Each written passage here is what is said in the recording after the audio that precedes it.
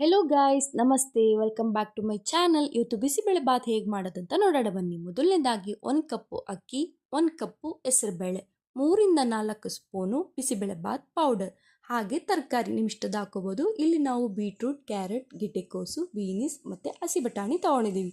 ಜೊತೆಗೆ 2 ಹೆಚ್ಚಿರೋ ಟೊಮೆಟೊ, ಉಪ್ಪು, ಅರಿಶಿಣ, ಹಿಂಗು, ಸಾಸಿವೆ, 2 ಒಣಮೆಣಸಿನ್ಕಾಯಿ, ಕರಿಬೇವು, ಕಡಲೆಬೇಳೆ, ಉದ್ದಿನಬೇಳೆ, ಬೆಳ್ಳುಳ್ಳಿ ಜಜ್ಜಿಟ್ಕೊಂಡಿದ್ದೀವಿ, ಈರುಳ್ಳಿ 1 ಸಣ್ಣಗೆ ಹೆಚ್ಚಿರೋದು, ಹಾಗೆ ಕಡಲೆಬೀಜ, ಎಣ್ಣೆ.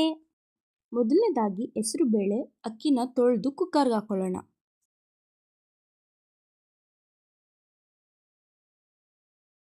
ಈಗ ಇದಕ್ಕೆ ಹೆಚ್ಚಿರೋ ಟೊಮೆಟೊ ಹಾಗೆ ಎಲ್ಲ ತರಕಾರಿಗಳನ್ನ ಹಾಕೊಳ್ಳೋಣ.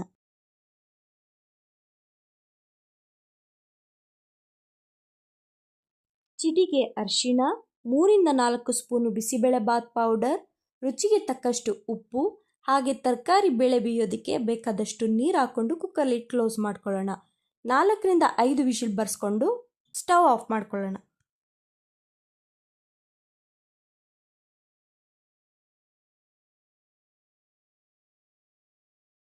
ಈಗ ಒಗ್ಗರಣೆಗೆ ಒಂದು ಪ್ಯಾನ್ ಇಟ್ಕೊಂಡು ಅದಕ್ಕೆ 2-3 ಸ್ಪೂನು ಎಣ್ಣೆ, ಸಾಸಿವೆ, 2 ಕೆಂಪು ಮೆಣಸಿನ್ಕಾಯಿ, ಕಡಲೆಬೀಜ ಹಾಕಿ ಚೆನ್ನಾಗಿ ಫ್ರೈ ಮಾಡ್ಕೊಳ್ಳೋಣ.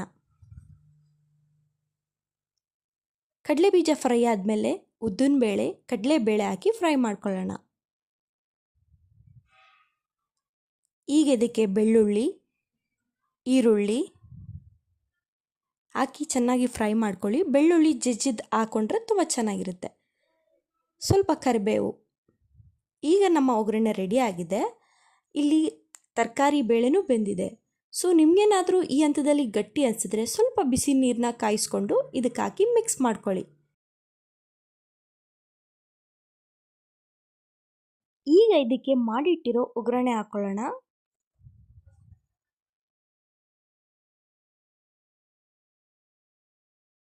ಈ ರೀತಿ ಚೆನ್ನಾಗಿ ಮಿಕ್ಸ್ ಮಾಡಿ.